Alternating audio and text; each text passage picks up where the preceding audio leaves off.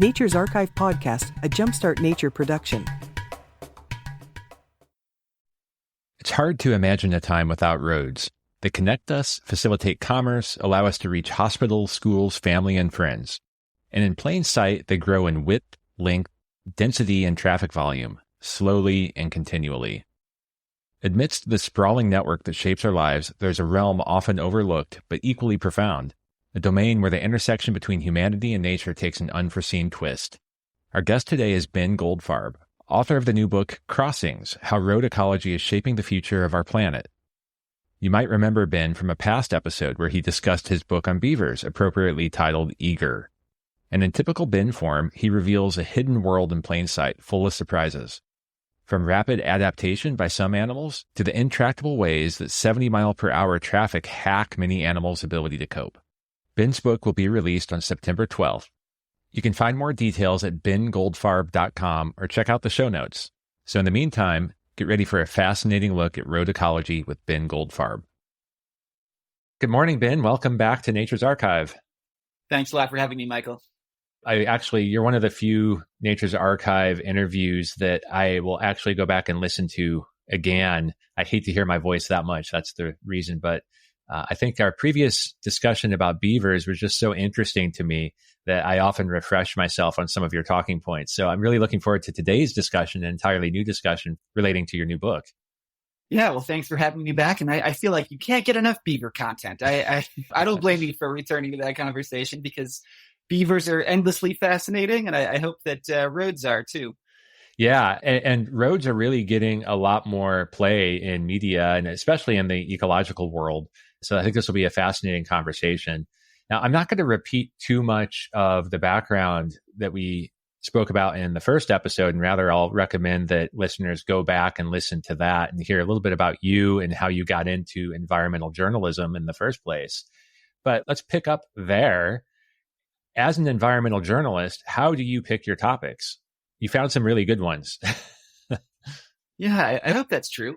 That's a great question, Michael. I mean, I think some of it is serendipity, right? You meet the right people and they're incredibly charismatic and sort of persuade you of the worthiness of a certain topic. That's what happened with beavers for me, was meeting this guy named Kent Woodruff, the longtime director of the Methow Beaver Project in North Central Washington, this really charismatic beaver evangelist who sort of sold me on beavers as this wonderful topic, which certainly they turned out to be. And I think the same was true in the world of road ecology. It was meeting and writing an article about this guy, Marcel Hauser, a Dutch road ecologist now living in Montana, who's, really one of the leading researchers in the field. He was the one who kind of gave me the red pill, as they say, and brought me into the world of road ecology almost exactly 10 years ago. How do you define road ecology? Yeah, I'm still working on that. And, I think that even some road ecologists are trying to figure out exactly the tersest best definition. But, I think that it's sort of the sum total of the ways in which roads interact with and shape nature. And some of those effects are obvious. Road ecology is very concerned with roadkill, right? The carcass that you see lying on the side of the road. That's kind of the most conspicuous and visible way that roads shape nature. But you've also got the noise of traffic, which is really affecting animal distributions. You have the road salt that's applied as a de-icer that's changing aquatic ecosystem. You have roads cutting off wildlife migrations, so animals aren't necessarily being killed by cars all the time. Sometimes the kind of the moving fence of traffic is enough to deter them from reaching critical habitats. So, you have this vast spectrum of different road ecological impacts, and some are obvious and some I think are less so. Yeah, I'm looking forward to getting into both sides of that equation, the obvious and less obvious sides anyway. In your book, so we're going to talk about your book, Crossings, which remind me of the official release date. And maybe this is actually just a point where you can pitch how people can get it. Sure. Yeah. So the book is called Crossings: How Road Ecology is Shaping the Future of Our Planet. It's out on September 12th from W.W. Norton. And it's, available everywhere that books are sold. Online retailers, certainly, I'd be honored if you asked your local independent bookstore to shop it or requested it from the library. You can get it anywhere you can get a book. Sounds good. And I'll include a few links to the publisher page and elsewhere to make that easy for people in the show notes. So in the process of researching this book, when did this idea first start to coalesce? Like, hey, there's enough here that this would make an interesting book. It goes back a decade. So in 2013, I spent a few months driving around the Northern Rockies, Montana, Wyoming, British Columbia, Alberta, writing about wildlife conservation and habitat connectivity. This idea that we need sort of linked, connected habitats that animals seamlessly move through to, meet all of their sort of biological and ecological needs. And one of the projects that I had kind of caught wind of in the course of this reporting trip was a series of wildlife crossings, an overpass and a bunch of underpasses for animals along Highway 93 in northern Montana on the Flathead Reservation, Confederated Salish and Kootenai tribal land. And I sort of requested a tour of these structures from this guy, Marcel Hauser, who's with the Western Transportation Institute in Missoula, and has really done a lot of the monitoring of these crossings to see whether they're really reducing roadkill, to see what species are using them. And he took me on this day-long tour of these wildlife crossings along Highway 93. The tour we went to a bunch of different wildlife underpasses, and then the final sort of stop on this tour was this big wildlife overpass that's used by elk and all kinds of other creatures. And so Marcel opened a gate in the roadside fencing. We went up on top of this overpass as the sun was setting. And it was just this incredibly beautiful, inspiring moment to be on this remarkable piece of infrastructure that humans had built explicitly for wildlife. We obviously do so much on this planet to make animals' lives harder. And here was, this kind of dramatic way in which we were attempting to facilitate their movements rather than, cut them off as we so often tend to do. And so I was really captivated by that. And I was also captivated by the kind of imaginative challenge of creating infrastructure for animals. Marcel talked a lot about the different habitat features that existed on this overpass and that should exist. Things like visual screens to prevent animals from being deterred by headlights sweeping over the overpass, or little pockets of brush, that might be planted to allow animals as small as meadow voles to hopscotch from feature to feature. So I just loved that notion. How do you build structures that appeal to an entire ecosystem in a sense? Obviously, every species has its own sort of habitat requirements and ecological niches. And how can you build infrastructure that checks all of those boxes for different species? So I loved the imaginative challenge there. From that evening, I think in October 2013, I really felt like there's potentially a wonderful book there. And, beavers kind of intervened in my life for a few years and got me off the road ecology beat. But, as soon as the beaver book published in 2018, I knew the next project was going to be a book about road ecology. Yeah. So as you alluded to, road ecology is so much more than just roadkill that we often see. And in fact, in your book, you had mentioned that this topic has become an urgent topic in the world of ecology. Why is that? Yeah, I think it's a combination of factors. I think that one factor is that we've learned a lot more over the last 2 to 3 decades about how important it is that animals be able to access the entirety of their habitat and different types of habitat as well. I think that obviously the notion of habitat connectivity, the fact that just like people, animals need places to find food and mate and disperse to new territories.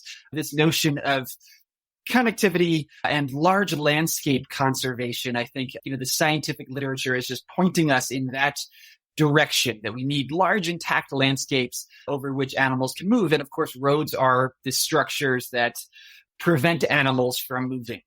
I think that's part of it, this growing scientific emphasis on habitat connectivity. And then, the other thing that makes it so urgent is that a lot more roads are being built, right? That's true to some extent in the United States, but it's especially true internationally in continents like Asia, Africa, South America, as well as Central America. New roads are being created all the time, frequently through remaining intact habitats, places that haven't had a lot of infrastructural development historically, but are experiencing it now. And, certainly some of that infrastructure is important for human quality of life, just as, you and I benefit from access to hospitals and schools and markets, which roads facilitate. Certainly some amount of road development is useful for human quality of life. But, it's also important that that development doesn't occur in really ecologically destructive ways. And that's what road ecology does. It points us towards ways to hopefully help that development lie lighter on the land. So that's a big part of why this topic is urgent as well. So hinting at some of the focus here of why it is an urgent topic, again, the title of the book, you begin with crossings.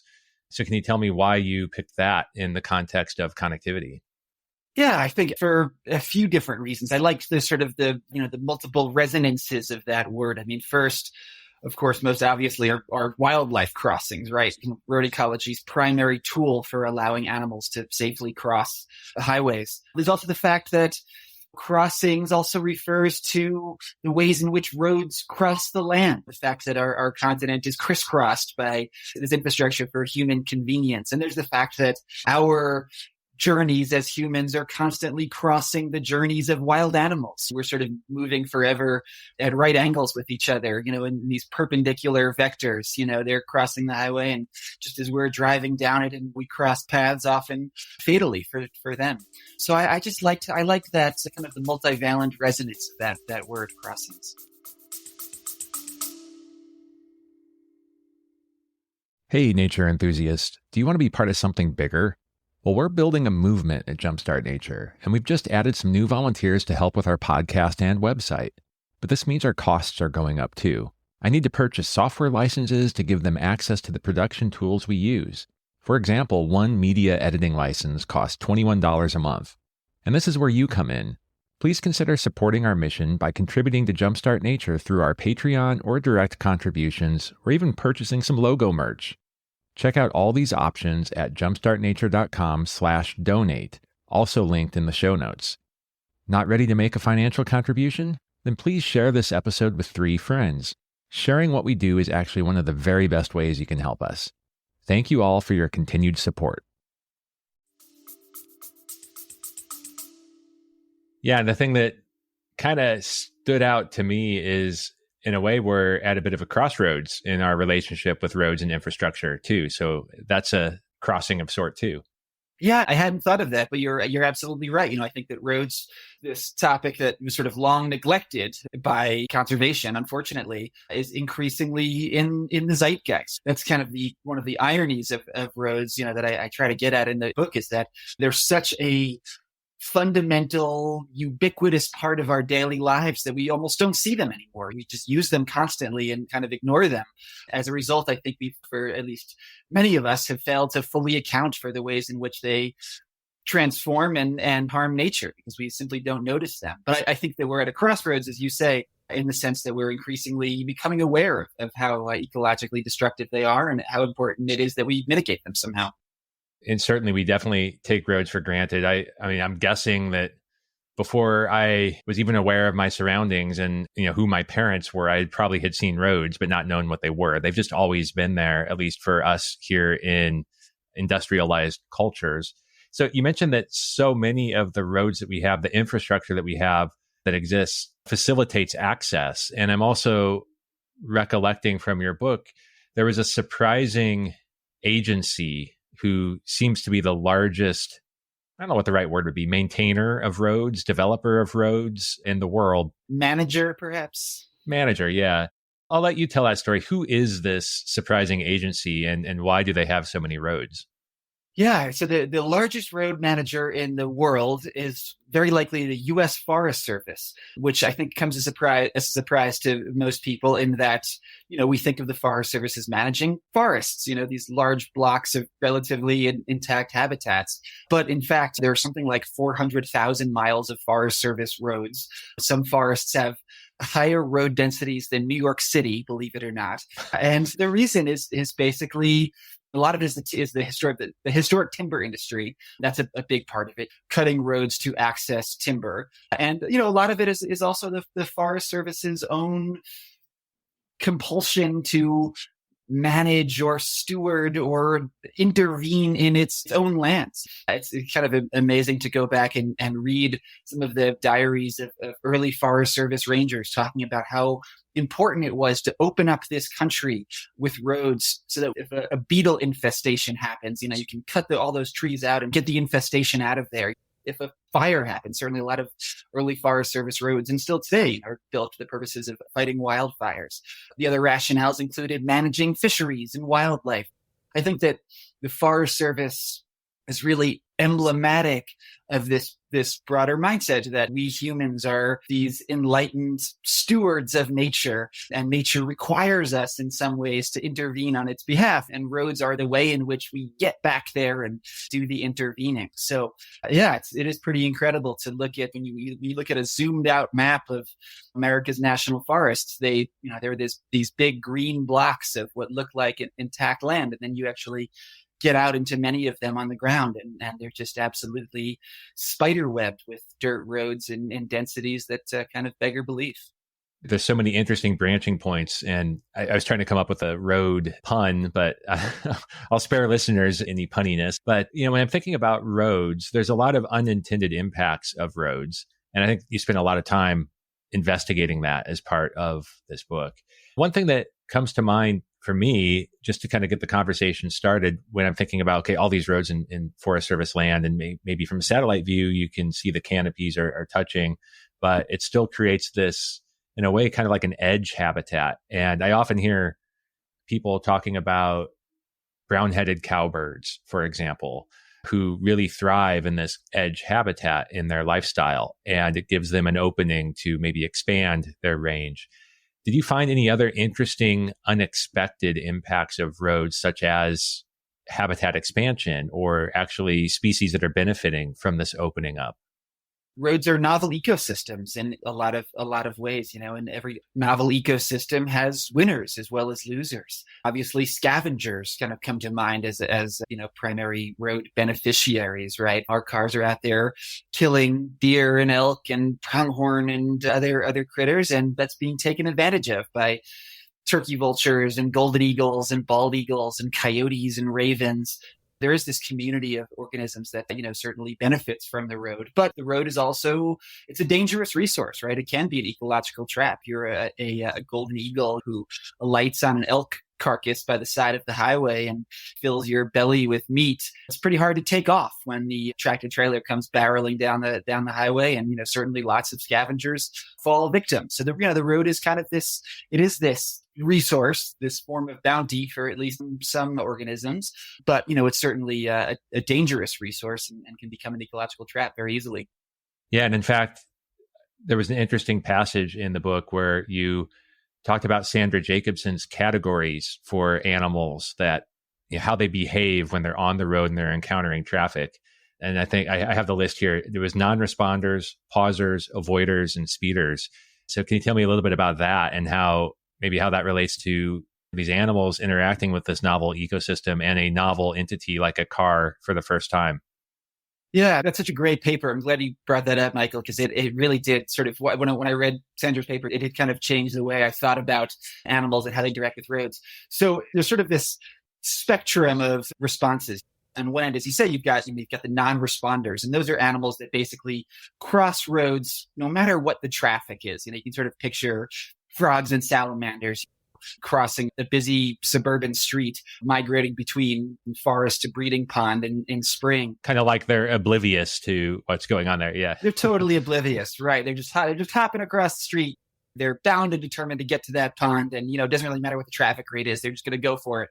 And they get crushed en masse in the process. You've got the pausers. Those are animals like skunks or porcupines, animals that sort of creep onto the road and then they're sort of startled by traffic and they stop. And I think that a lot of those animals, to me, that attests to the ways in which cars and traffic hijack evolutionary history in some ways, right? If you're the skunk, for example, spraying your disgusting scent is this incredible evolutionary defense mechanism, that's evolved over many, many thousands of generations. And it works really well against a fox, but it's totally useless against an SUV, right? And it's actually very maladaptive. You stop in the middle of the road, and of course you get flattened. Cars really, again, they kind of hijack evolutionary history, I think. Speeders are deer, kind of the classic examples of speeders. And those are animals that they're basically looking for gaps in traffic. They're racing through those gaps. And if the gaps between cars are wide enough, they'll run between them.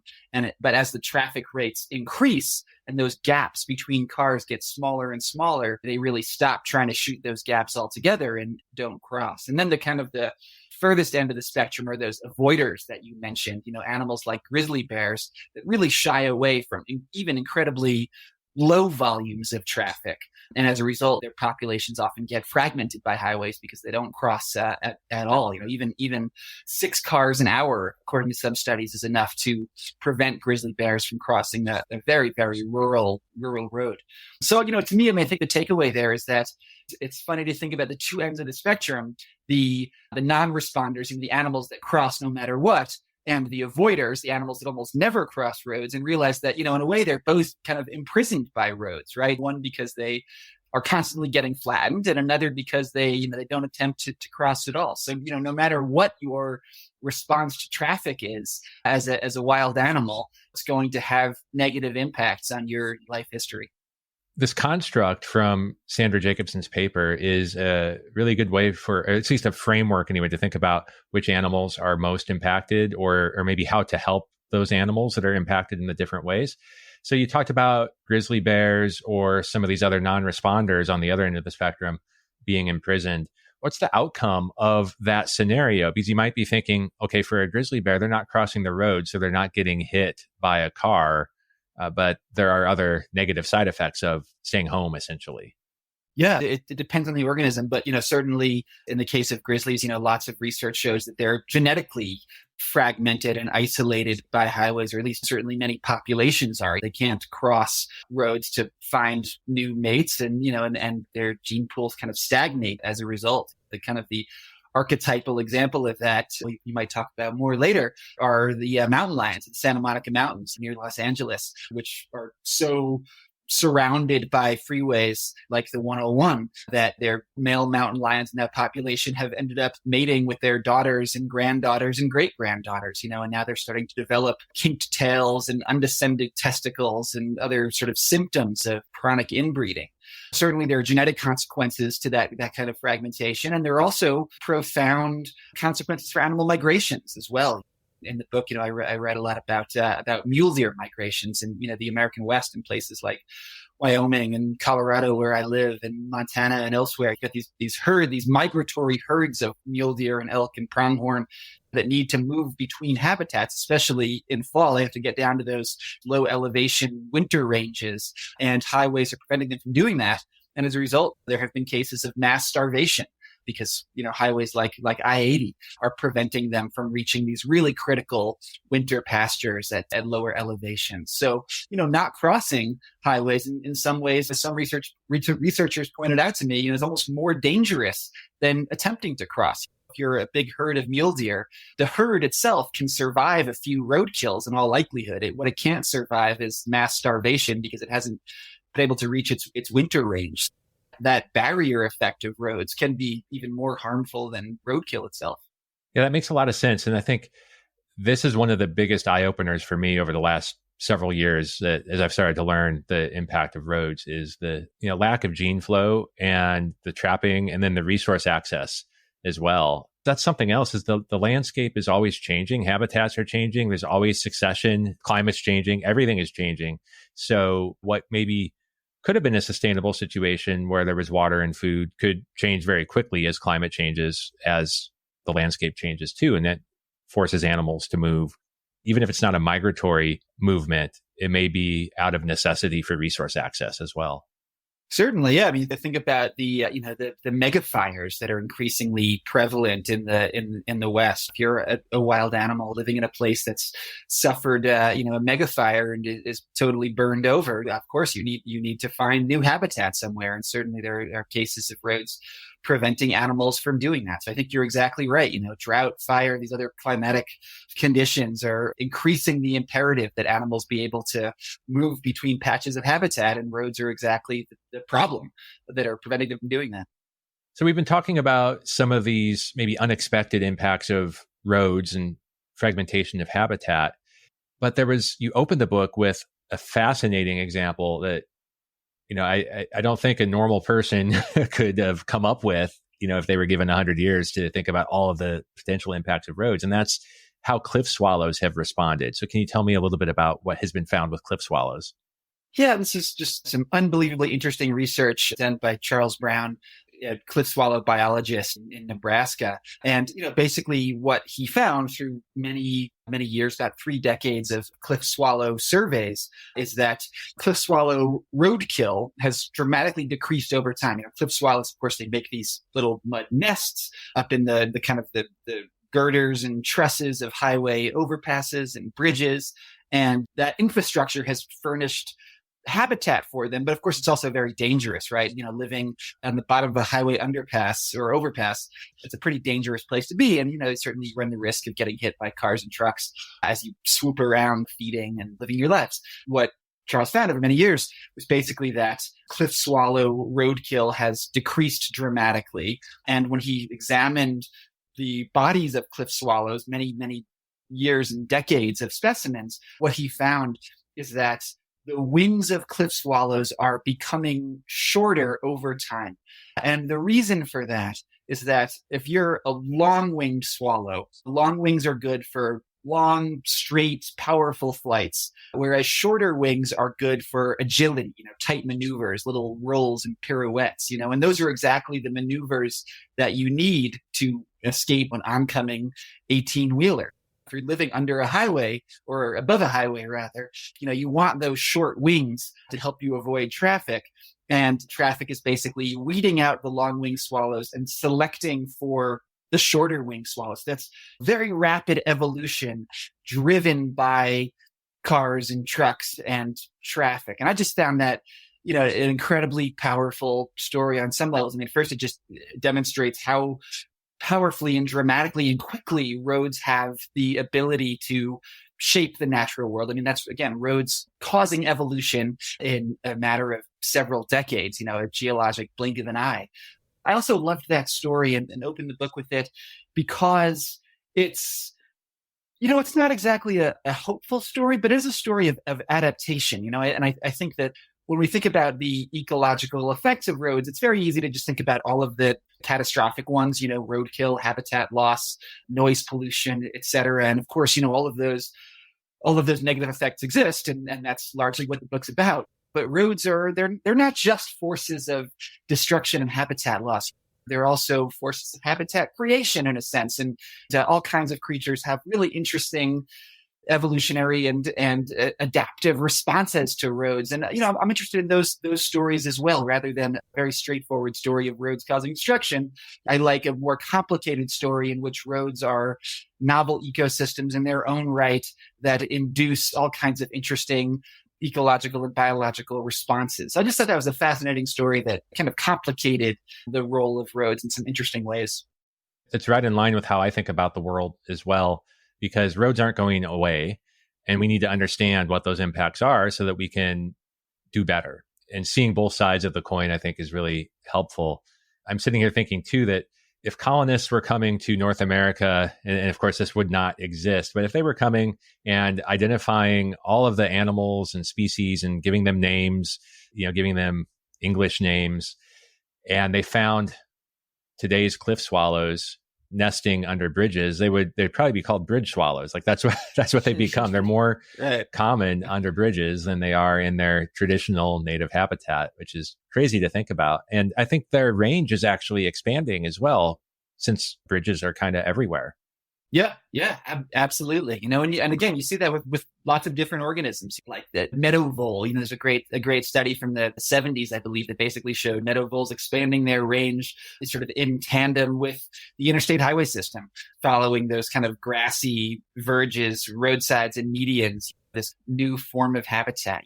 The EPA put out a white paper some years ago that described vultures expanding their habitat basically, in these linear strips along highways, black vultures moving north with the highway system. So, yeah, look, obviously, roads are destructive, but to assume that they're only destructive almost doesn't give wildlife enough credit, right? That wild animals are incredibly adaptable and intelligent and good at exploiting the resources that we provide for them.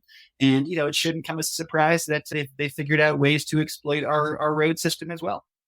Yeah, absolutely. And they need some help on their own evolutionary timescale. It seems like cliff swallows are well positioned to rapidly adapt, whereas a mountain lion or a grizzly bear with a much slower reproductive cycle and some other behavioral differences are going to need some help to adapt and sustain.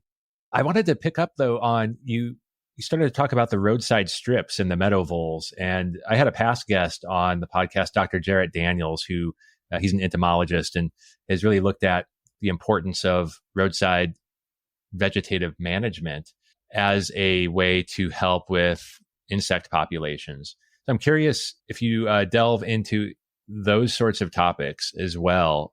For example, I don't know what the statistics are, but if we just think about interstate roadsides, highway roadsides, all being managed by state entities, essentially, it seems like there's a lot of potential there for improvement. Yeah, absolutely. And I wish I'd talked to Jared Daniels. He sounds like he would have been a good source for my book.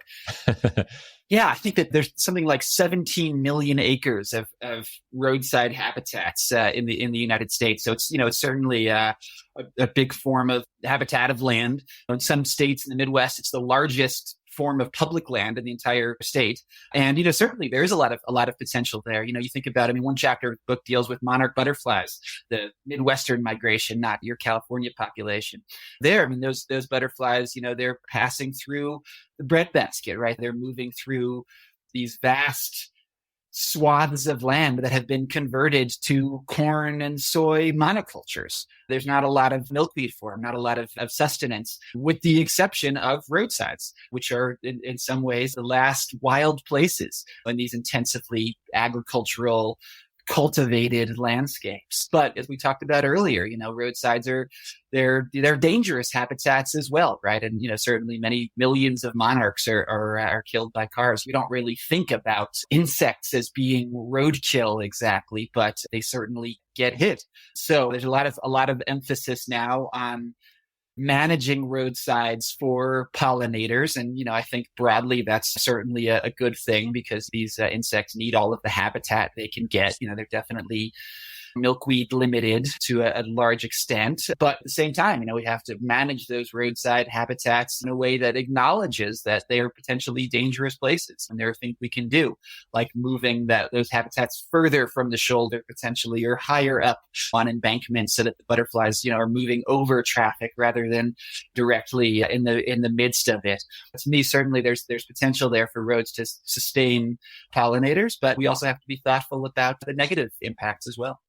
Right. There's an interesting ethical question in there where you could plant a bunch of milkweed or other native plants along the road and give a population a stronger likelihood of surviving. But at the same time, if it's done willy-nilly, it's a trap, as you used before, an ecological trap to some extent. You're going to increase roadkill that much more as well. So on the population side, it sounds good.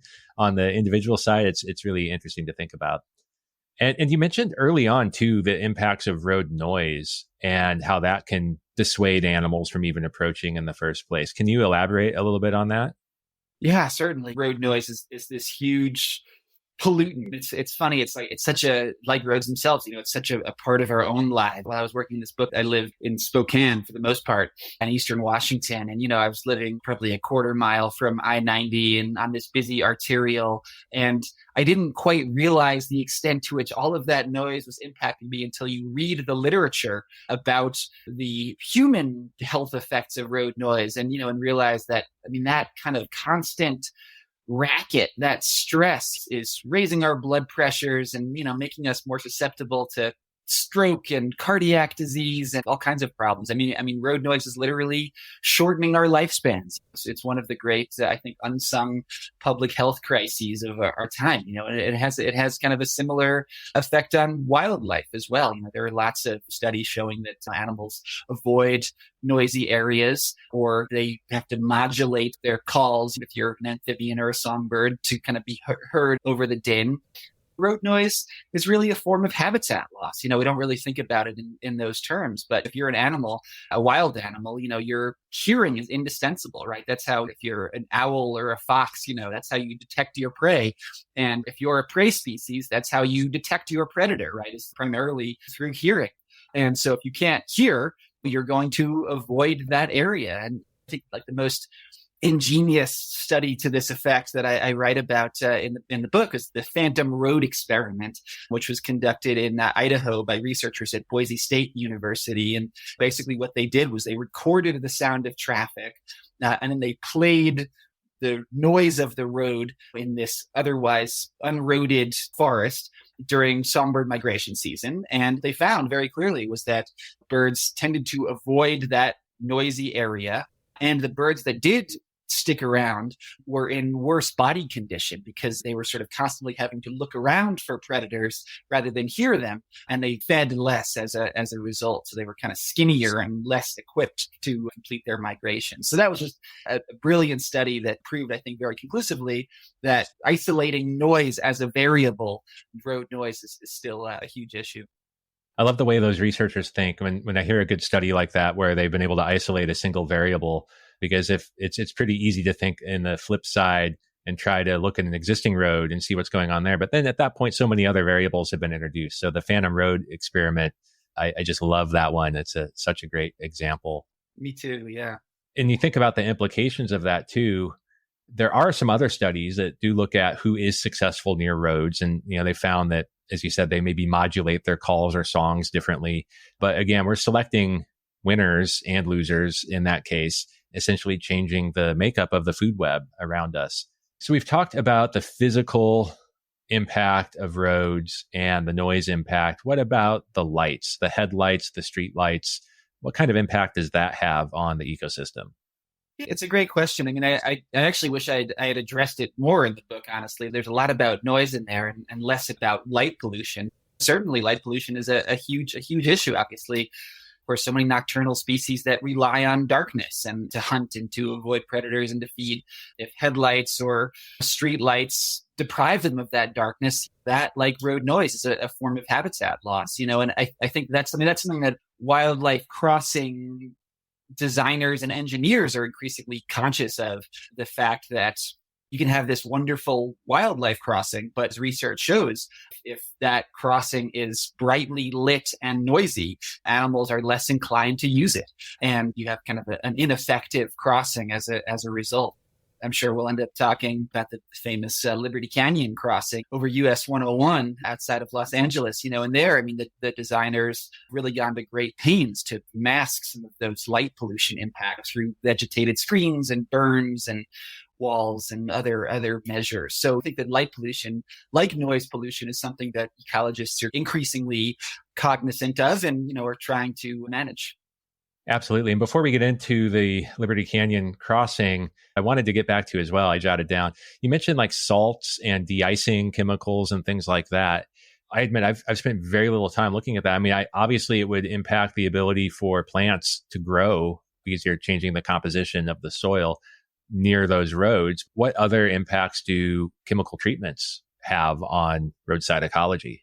Yeah, it's a great question. And, I mean, certainly it makes sense that you haven't thought about it because you live in California, a place where it's not really necessary, but road salt as a de-icer is applied in just mind-blowing volume in the upper Midwest and New England, places where roads freeze. And it has huge impacts on so many levels. There are many, many studies showing that it does everything from make frogs more susceptible to disease to stunting the growth of everything from plankton to trout.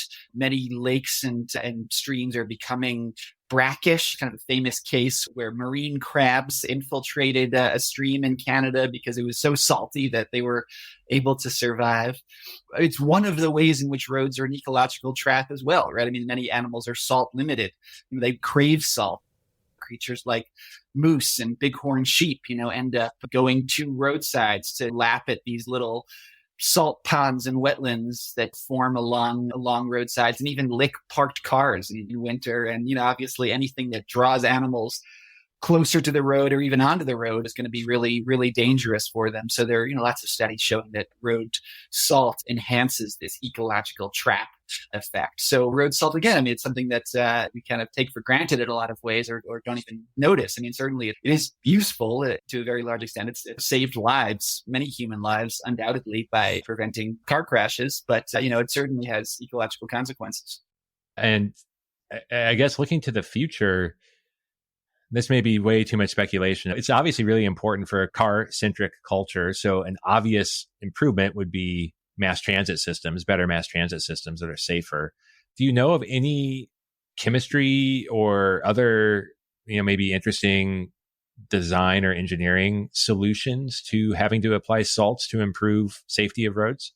Yeah, there are a couple of research groups working on different de-icing chemicals, some that are derived from beets, some that are derived from, I think, apples, or other agricultural waste products. And those have some potential, certainly. The beet thing, I think people complain about the smell of beet smothered roads sometimes.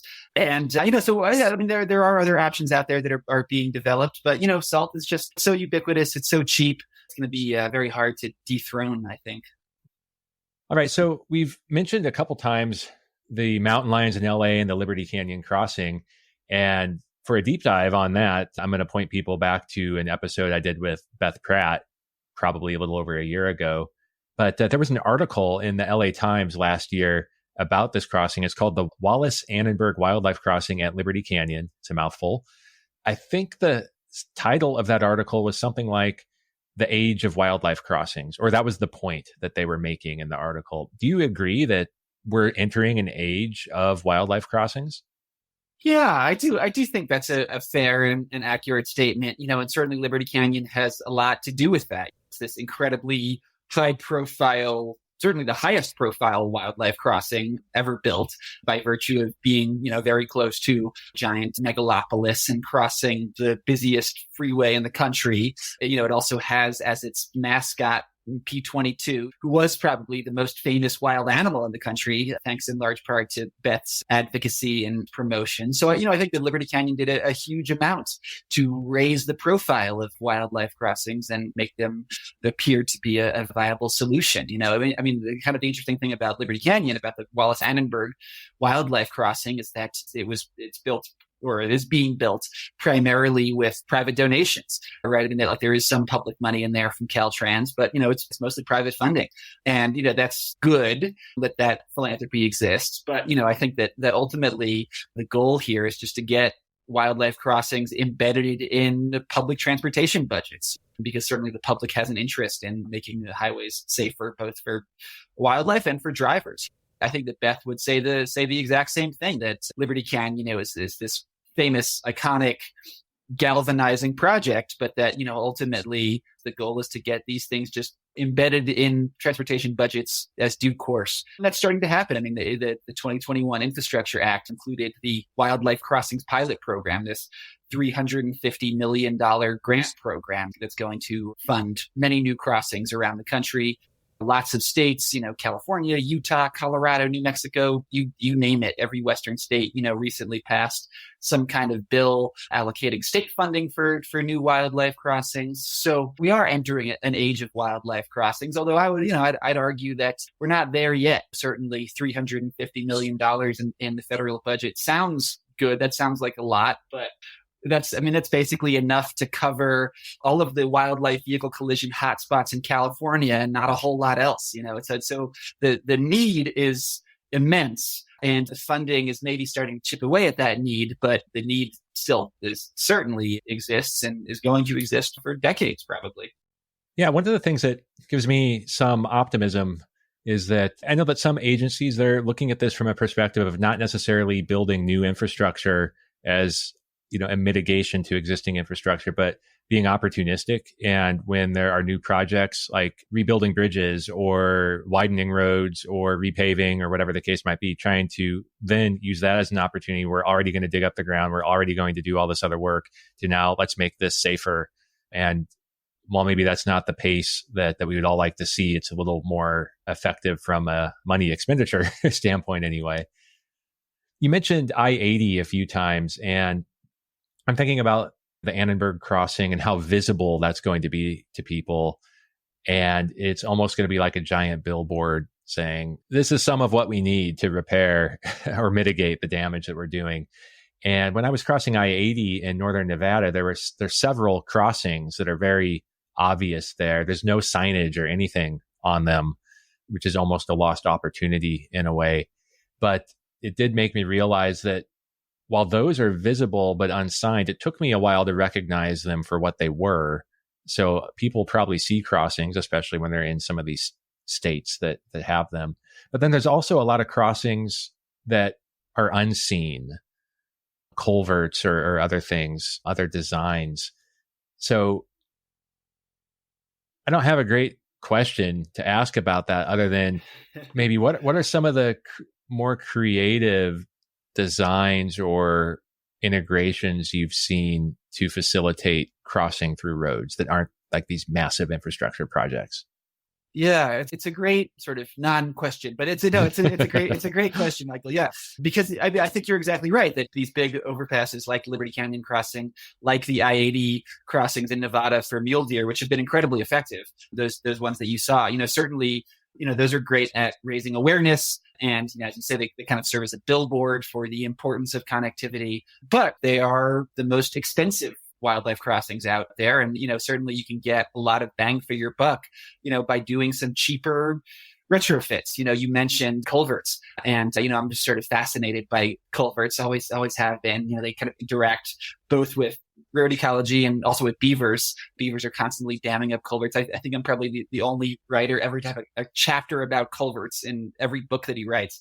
And, and there's a lot that can be done with culverts. Culverts are these inconspicuous, humble stream crossings, right? These pipe concrete rectangular boxes through which, water flows beneath roadways. And there's a lot that we can do to turn those into wildlife crossings very cheaply. You picture like a corrugated steel pipe that, that runs under a roadway. Well, you can add a little shelf to that, basically, just a little metal catwalk that keeps small mammals like voles and shrews and weasels high and dry, and they can cross safely. I mean, the same thing in, in these kind of larger concrete box culverts. You can add a couple of shelves and, suddenly that's a little highway for bobcats and other critters, and so there are all of these really low cost tweaks that we can make to existing infrastructure to make them effective crossings. And, one of those tweaks is just adding fences to things.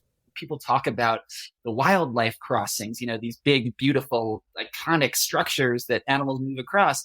Certainly those are great, but they don't really work without fences. We don't really think about fences because they're just so banal in a way. But you need those fences there to direct animals to the crossings and keep them off of the roads. Crossings don't really work in the absence of good fences. And, there are a lot of places where you can just add fences to both sides of an existing culvert and direct animals to that culvert rather than having them cross across the surface of the road. And you've basically created a wildlife crossing where one didn't exist previously. So it's great to build cool, fancy new stuff like the Liberty Canyon crossing. But, there's also a lot of retrofitting we can do to existing infrastructure to make it more wildlife friendly. Yeah, absolutely. And it goes back to the nuance of the discussion. There's a couple layers of nuance from what you just said. For one thing, as a former tech designer, I'm thinking about use cases, and different animals have different needs. So, there's a need for both for sure. Fixing existing infrastructure doesn't fix it for all animals. It fixes it for some animals, and that's an improvement. And if it's cost effective, why not? And then the other aspect that I really like about this discussion is it's a case where fencing is helpful. And I think a lot of environmental advocates are so used to just tearing down fences because that does block connectivity in a lot of cases. If it's just a ranch land fence or something like that, a pronghorn can't jump over or a coyote can't get under, or, whatever the case might be. We forget about why, and we forget about the application. So here's a case where fencing is really helpful. And I just love that contradiction from how we often think about fencing.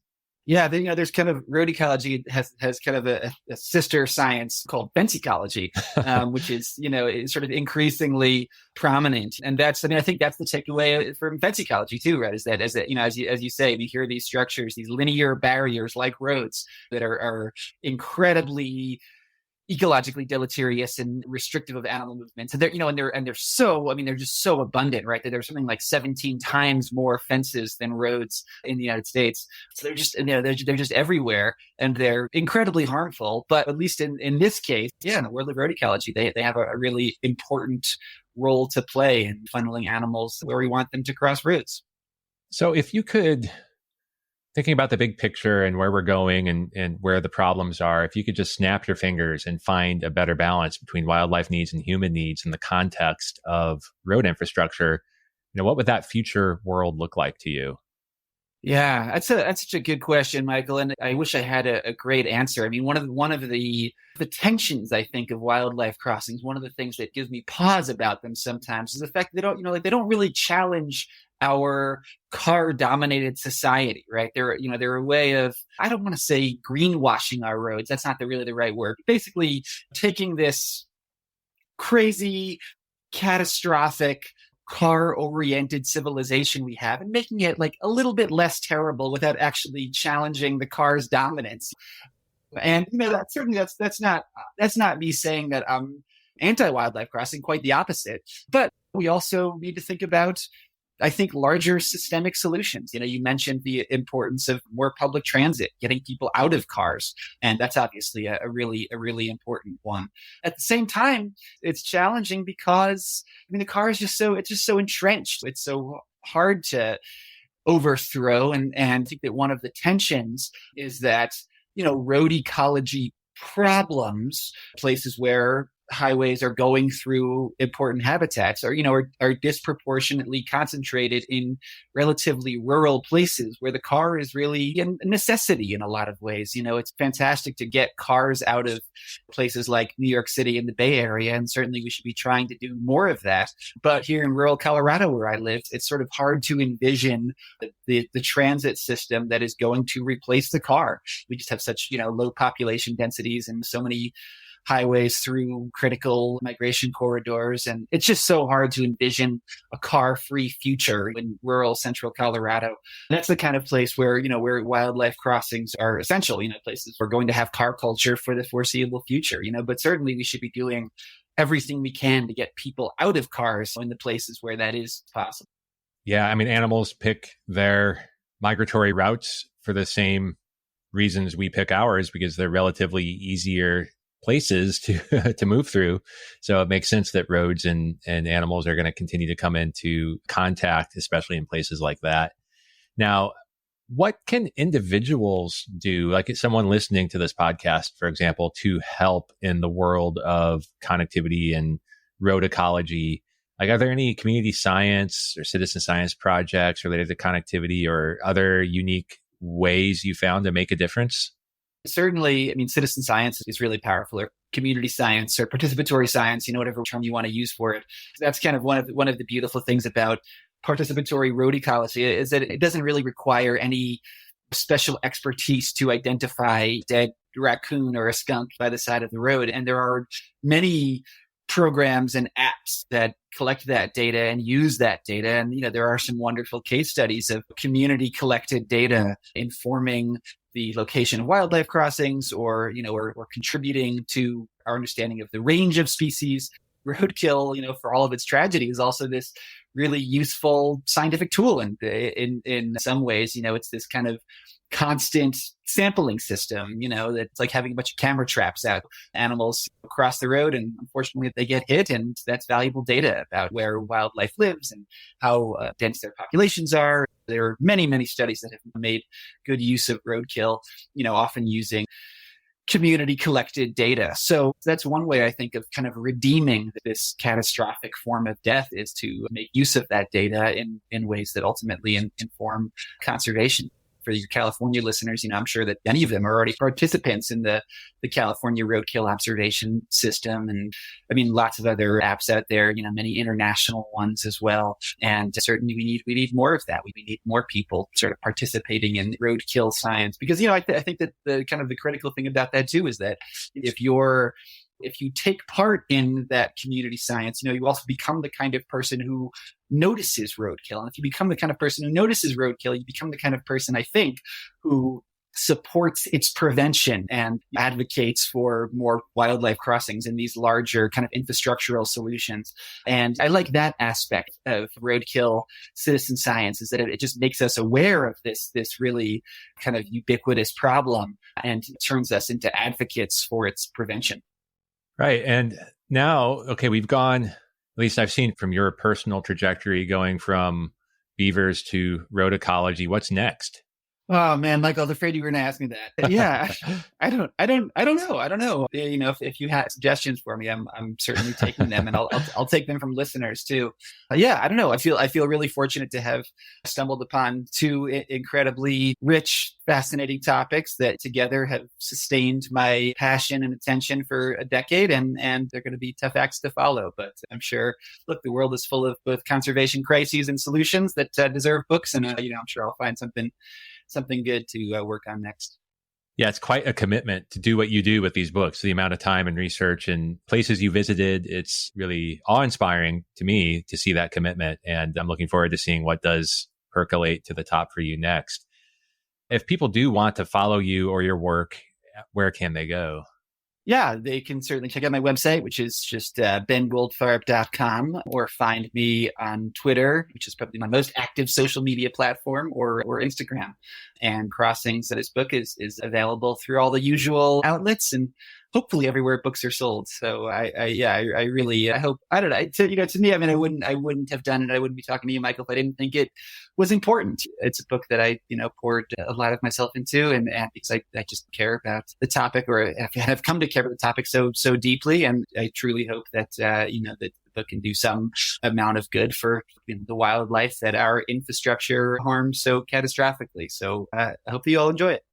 Yeah, and I definitely recommend if, someone is on Twitter, for example, following you, because you reshare and post a lot of stories relevant to both beavers and road ecology. So if anyone's interested in this topic, you seem to be a good source for current articles out there. I'm just chuckling because I saw you posted an article just a day or two ago. You mentioned culverts, and you were excited because this article had culverts in their lead. Yeah, in the New Yorker, more attention for culverts, but there's so much news to share, in both of these realms right now. You mentioned that it's sort of the age of wildlife crossings. It's also the age of beavers in a lot of respects, right? That this humble rodent that was perceived as a source of fur or a pest, for many centuries, is now, I think, widely perceived as this crucial conservation solution, which, it certainly is. It's been fun to kind of ride the wave of these two topics that I think have really entered the conservation zeitgeist in the last 5 to 10 years. Well, thank you so much for the work that you do and for taking the time today to talk about it. I really appreciate it, and I look forward to seeing what comes next. Thanks a lot, Michael. Appreciate your time, and thanks for having me on. Thanks for sticking through the entire episode. If you made it this far, I hope that it means that you enjoyed it. If so, please spread the word and share this episode with 3 friends or groups that you think would enjoy it too. As for today's episode, let me know. Did I miss anything? Was there a topic I should have covered? Let me know at podcast@jumpstartnature.com or DM me on any of my social accounts. I'll do my best to answer your questions. You can find me at Nature's Archive, one word, on Instagram, Facebook, and Twitter. I also share photography, nature stories, and much more on those accounts, so you can follow just to stay in touch too. And despite being called crazy by numerous friends and colleagues, last year I left my tech career behind to start Jumpstart Nature, which Nature's Archive is now part of. For the sake of myself, my family, and the planet, I need to make this work. So please also consider becoming a patron at patreon.com/jumpstartnature. I offer some exclusive content and perks, and you can start donations as low as $4 a month. Lastly, please also check out our latest creation. It's the Jumpstart Nature podcast. We just completed our pilot season, where each episode reveals an unseen, surprising, or misunderstood nature topic with the help of experts and our host, Griff Griffith. It's entertaining and inspiring, and even reached number 3 on the Apple Nature podcast charts. There's much more on our roadmap, but we need your support, so check out jumpstartnature.com for more details. Thank you.